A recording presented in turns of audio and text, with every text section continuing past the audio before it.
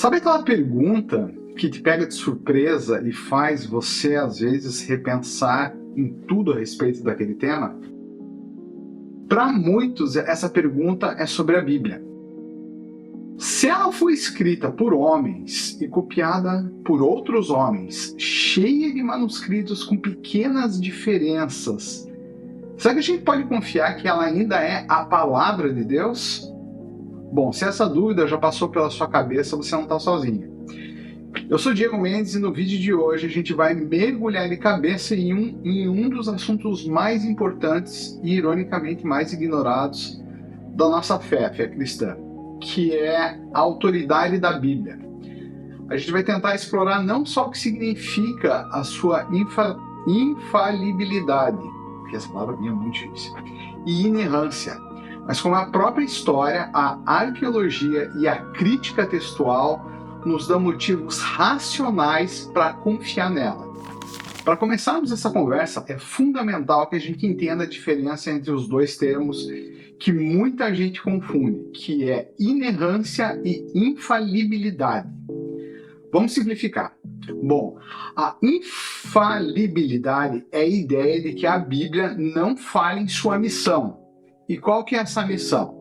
Bom, essa missão é revelar o caráter de Deus, mostrar o caminho da salvação através de Jesus Cristo e nos guiar em nossa caminhada de fé. A Bíblia cumpre, dentro desse termo, a Bíblia cumpre perfeitamente o propósito para o qual ela foi divinamente inspirada. E o que é inerrância? Bom, a inerrância em si ela é um passo além. Ela afirma que a Bíblia não erra em nada do que ela afirma. Isso inclui fatos históricos, geográficos e até científicos, quando o texto se propõe a falar sobre eles. Isso não significa que a Bíblia é um livro de ciência ou que devemos interpretar tudo de forma literal. Significa, por exemplo, que o livro de Êxodo não erra ao relatar a jornada do povo de Israel no deserto, e que o livro de Lucas não erra ao listar a genealogia de Jesus.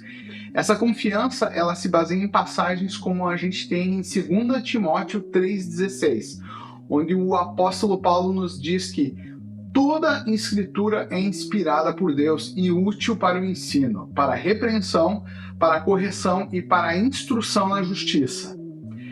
Mas é aqui que a pergunta se torna mais provocadora.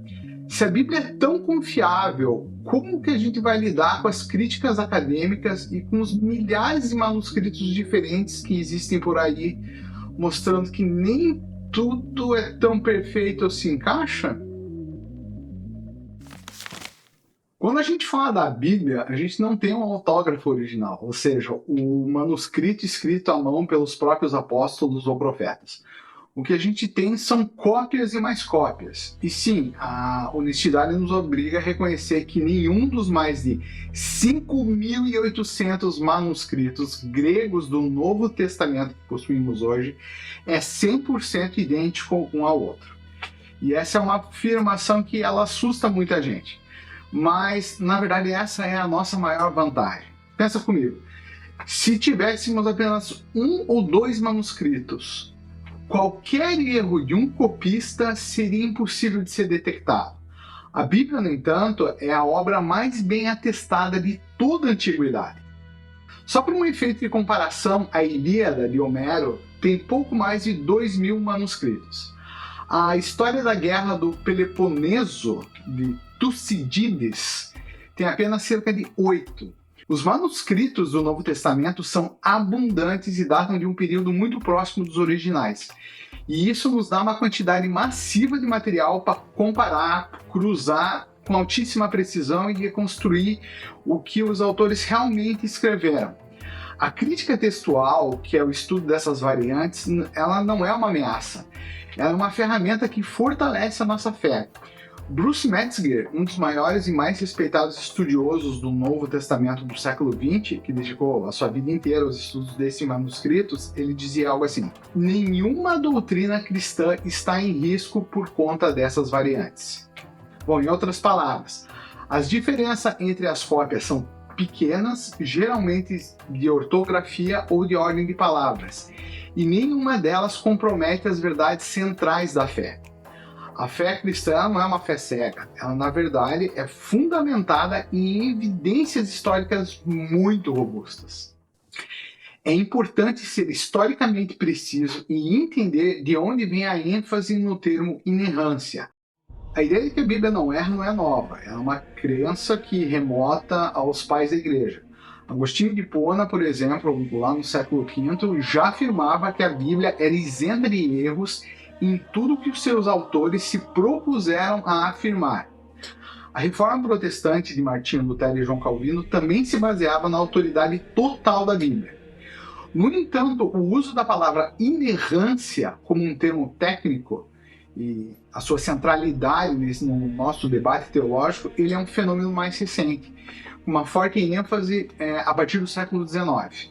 E por que isso aconteceu? Bom, esse período ele foi marcado pelo iluminismo e pela ascensão da alta crítica, que era uma abordagem acadêmica que começou a questionar a autoria tradicional dos livros bíblicos e ver a Bíblia apenas como uma coleção de textos humanos que são sujeitas a erros históricos e científicos. E em resposta a essa visão, teólogos conservadores, especialmente aqui na América e na Europa, começaram a defender a inerrância da Bíblia de forma mais sistemática e doutrinária. Nomes como Charles Hodge e B.B. Warfield, do seminário de Princeton, foram fundamentais na formulação dessa doutrina no final do século XIX. Eles argumentavam que se a Bíblia contém erros, mesmo pequenos, sua autoridade divina é minada por completo. Então a inerrância, portanto, ela não é um conceito novo que surgiu do nada, mas é uma reafirmação de uma crença antiga, só que defendida com uma linguagem e com mais precisão, justamente para enfrentar o ceticismo moderno. A Bíblia não é apenas um livro acadêmico, ela é um testemunho vivo. A história nos mostra o poder da sua sobrevivência. Pense na Reforma Protestante, que foi inteiramente sustentada no solo escritura. A ideia de que a Bíblia é a única regra de fé e prática. Ela resistiu à censura, à perseguição implacável de impérios e religiões, a traduções ruins e até mesmo a nossa indiferença moderna. E mesmo assim, continua sendo o livro mais vendido e lido do planeta, e vem transformando vidas em todos os continentes. E essa resiliência, essa resistência, ela não é um acidente. É o que nos leva a considerar a sua natureza divina, como em João 17:17, onde Jesus ora: santifica-os na verdade. Se isso for verdade, então não estamos lidando apenas com literatura antiga. Estamos lidando com algo que transcende o tempo, que fala a nossa língua e que tem o poder de vida. Agora vamos ser honestos. Mesmo com tudo isso, sempre surge a pergunta: tá, mas e os erros ou as contradições aparentes? Essa é uma pergunta sincera e merece uma resposta com respeito. Primeiro, é crucial a gente entender que muita coisa que é chamada de erro é, na verdade, um problema de interpretação ou uma falta de contexto. Então, a Bíblia em si ela foi escrita em estilos literários muito diferentes.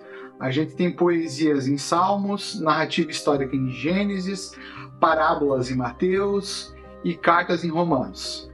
Se você ler um salmo como se fosse um manual de engenharia, é tão errado quanto ler uma parábola como se fosse um histórico literal.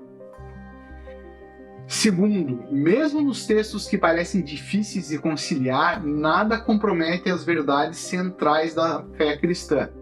A Bíblia pode ter relatos com diferentes perspectivas sobre o mesmo evento, mas todos eles convergem para a mesma verdade central, que Jesus ressuscitou. A Bíblia ela é profunda, ela nos convida a um estudo e a reflexão, mas ela não se contradiz no que realmente importa para a nossa salvação e para a nossa relação com Deus. No final das contas, a discussão sobre inerrância e infalibilidade não é apenas um debate acadêmico. O ponto central não é só se a Bíblia é confiável. A pergunta real que nos confronta é: você está disposto a se submeter à autoridade dela? Porque se ela é mesmo a palavra de Deus, se ela é a verdadeira e não falha, então ela não é apenas digna de estudo, mas de obediência. Pensa comigo, ela já sobreviveu a impérios, a ataques de dúvidas, a indiferença, e ainda assim ela continua viva, falando e conduzindo e transformando vidas. Então a questão não é se a Bíblia tem falhas. A questão é se nós temos a humildade para ouvir o que ela diz, mesmo quando nos confronta, nos desafia e nos chama a uma vida de fé e transformação. Se esse vídeo falou com você, eu quero te ouvir.